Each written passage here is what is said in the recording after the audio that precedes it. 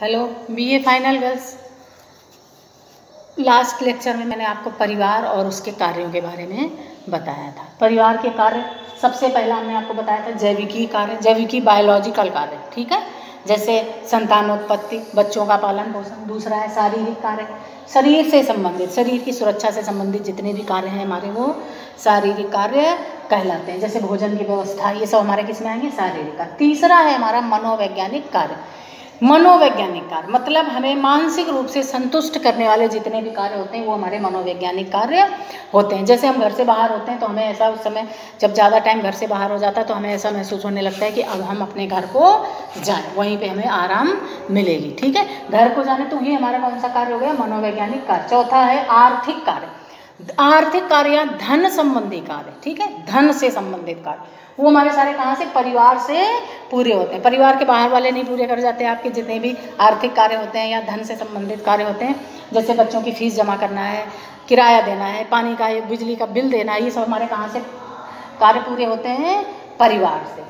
पांचवा है सामाजिक कार्य। समाज से संबंधित जितने भी कार्य हैं हमारे वो सामाजिक कार्य कहलाते हैं। जैसे सामाजिकरण, सामाजिकरण से मतलब है समाज के अनुकूल ऐसे कार्य करना जिनको हमारा समाज स्वीकृत करे, ठीक है, वो सामाजिक कार्य कहलाते हैं। हम हर परिवार कोशिश ये करता है कि समाज के अनुसार ही चले, जिससे उसकी समाज में स्वीकृति बढ़े। हम समाज के अनुसार नहीं चलेंगे तो हमारी स्वीकृति नहीं बढ़ेगी, ठीक है, हमारी स्वीकृति नहीं होगी और समाज में हमें अच्छा स्थान नहीं मिलेगा। हर कोई ये चाहता। तो परिवार जो है वो सामाजिक कार्यों की भी पूर्ति करता है। जैसे शादी ब्याह, मुंडन संस्कार इत्यादि ऐसे कार्य हैं जो सामाजिक जिनको पूरा करना ही होता है। ये हमने आपको पिछले लेक्चर में करा दिए थे। अब आज छठा कार्य है धार्मिक कार्य, ठीक है, धर्म से संबंधित कार्य, ठीक है, धर्म से संबंधित कार्य हमारे कौन से होते हैं? धार्मिक कार्य। जैसे पूजा, हमारे समाज में हवन की व्यवस्था की गई है, ठीक है, हमारी संस्कृति में हवन की, ठीक है, तो हवन में कौन बैठते हैं?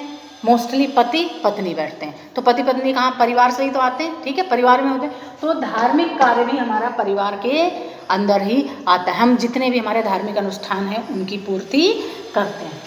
अगला है हमारा राजनीतिक कार्य। राजनीतिक कार्य जैसे श्रम का बंटवारा, ठीक है, राजनीति से संबंधित कार्य भी हमारे परिवार में रहकर ही होते हैं। श्रम का बंटवारा, हमारे परिवार के जो मुखिया होता है, बड़े बुजुर्ग होते हैं, वो क्या करते हैं? कार्यों को जितने भी परिवार में सदस्य होते हैं उनमें बांट देते हैं, ठीक है। बांटने के बाद क्या होता है? हमारा हर कार्य टाइम से और अच्छे से हो जाता। तो राजनीतिक कार्य भी हमारे परिवार में रहकर होते हैं। अगला है सांस्कृतिक कार्य, ठीक है, कल्चर से या संस्कृति से संबंधित पीढ़ी दर पीढ़ी जो भी हमारे कार्य होते हैं, जो भी हमारी संस्कृति होती है उनको फॉलो करना सांस्कृतिक कार्य कहलाते हैं, ठीक है। जैसे संस्कृति, हमारी संस्कृति में है शादी ब्याह में रस्में निभाना, तो जितनी हमारी रस्में होती हैं शादी ब्याह में वो सारी हम निभाते हैं, कोई भी रस्म को छोड़ते नहीं है। मुंडन संस्कार है, ठीक है, कुछ समाजों में मृत्यु भोज है वो अभी भी प्रचलित है, उसको चाहे जैसे पूरा करें करेंगे ही। तो ये सांस्कृतिक कार्य भी हमारे परिवार के अंतर्गत रहकर ही पूरे होते हैं। अगला है मनोरंजन। मनोरंजन होता है परिवार में, हर परिवार में मनोरंजन होता है। ये अलग बात है कि किसी में कम और किसी में ज़्यादा। जैसे मनोरंजन से मतलब है घर में टेलीविज़न है, वो देखकर पूरा परिवार एक साथ बैठकर देखता है तो मनोरंजन होता है। या परिवार के सारे सदस्य आपस में मिलजुल कर हंसी मजाक या एक साथ बैठकर अपने मन की बातें एक दूसरे से करते हैं, जो हमारे मनोरंजन के अंतर्गत आता है। तो परिवार में रहकर हमारा मनोरंजन भी होता है, ठीक है।